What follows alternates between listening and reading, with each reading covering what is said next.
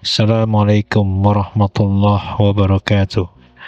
Pernahkah kita bertanya-tanya, mengapa orang yang taat kepada Allah, yang berusaha menjalani hidup dengan jujur dan baik, justru sering mengalami kezaliman? Mengapa mereka yang selalu berkata jujur justru difitnah? Mengapa mereka yang senantiasa membantu orang lain justru dikhianati? Apakah Allah tidak melihat semuanya? Apakah Allah membiarkan hamba-hambanya yang baik diperlakukan dengan zolim? Saudara, pertanyaan-pertanyaan ini mungkin pernah muncul dalam benak kita. Namun ketahuilah bahwa kezaliman terhadap orang baik bukanlah tanda bahwa Allah tidak adil.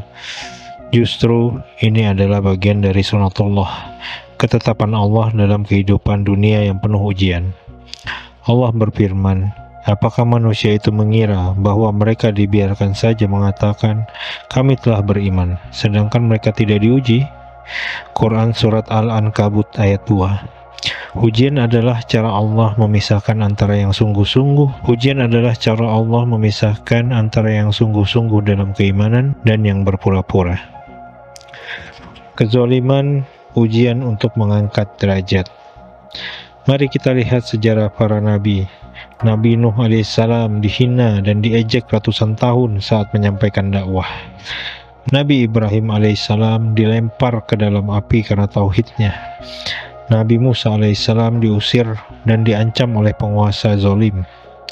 Nabi Isa alaihissalam dituduh sebagai penyihir. Nabi Muhammad SAW, manusia terbaik di muka bumi, difitnah, diusir dari kampung halamannya, bahkan hendak dibunuh oleh kaumnya sendiri. Apakah Allah membenci mereka?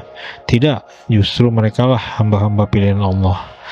Rasulullah SAW bersabda, barang siapa yang Allah kehendaki kebaikan padanya, maka Allah akan mengujinya. Hadis riwayat Bukhari. Ujian, termasuk kezaliman, adalah cara Allah mengangkat derajat seseorang. Semakin besar ujian, semakin besar kedudukan yang sedang Allah siapkan. Ujian termasuk kezaliman adalah cara Allah mengangkat derajat seseorang. Semakin besar ujian, semakin besar kedudukan yang sedang Allah siapkan. Kesabaran adalah kunci. Kezaliman adalah salah satu ujian paling berat. Namun kesabaran dalam menghadapinya adalah ladang pahala yang luar biasa. Allah berfirman, sesungguhnya hanya orang-orang yang bersabarlah yang dicukupkan pahala mereka tanpa batas. Quran Surat Az-Zumar ayat 10. Mungkin kita dizolimi, difitnah, dihina, atau disakiti. Tapi ketahuilah, tidak ada satu tetes air mata pun yang jatuh karena kesabaran kecuali Allah akan membalasnya. Doa orang terzolimi mustajab. Satu hal yang luar biasa adalah bahwa doa orang yang dizolimi tidak ada penghalangnya di hadapan Allah.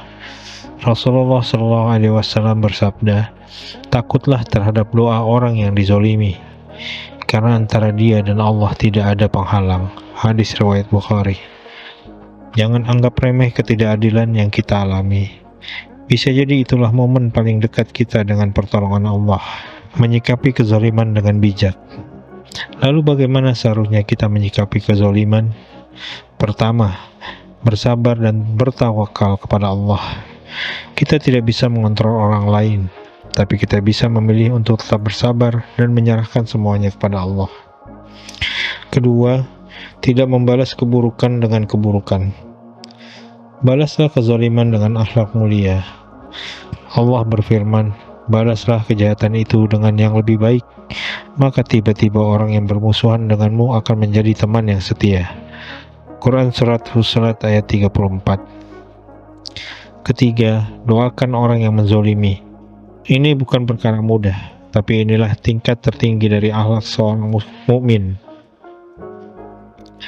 Mendoakan kebaikan untuk orang yang berbuat buruk pada kita akan membuat hati kita lapang dan hidup lebih damai. 4. Menuntut hak melalui jalan yang dibenarkan syariat. Jika kezaliman sudah melanggar hukum atau merugikan secara nyata, Islam memberi ruang untuk menuntut keadilan. Kita boleh mengadukan ke atasan, pengadilan, atau lembaga yang berwenang. Namun lakukanlah dengan adab dan tanpa Namun lakukanlah dengan adab dan tanpa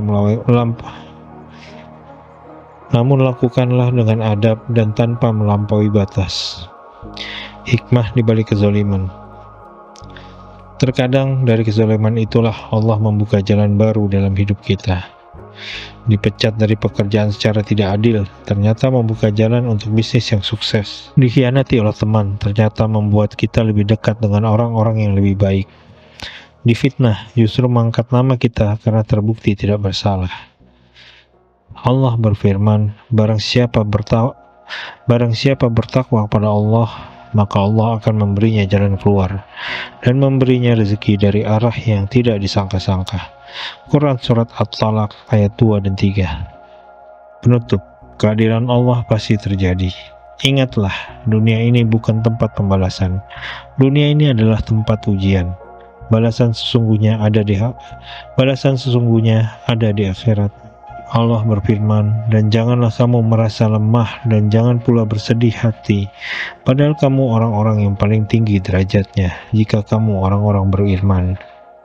Quran Surat Ali Imran ayat 139. Saudaraku, tetaplah berbuat baik walaupun dunia ini terasa tidak adil, karena keadilan sejati ada di tangan Allah, dan Allah tidak akan pernah meninggalkan hambanya yang bersabar dan bertakwa. Wassalamualaikum warahmatullahi wabarakatuh.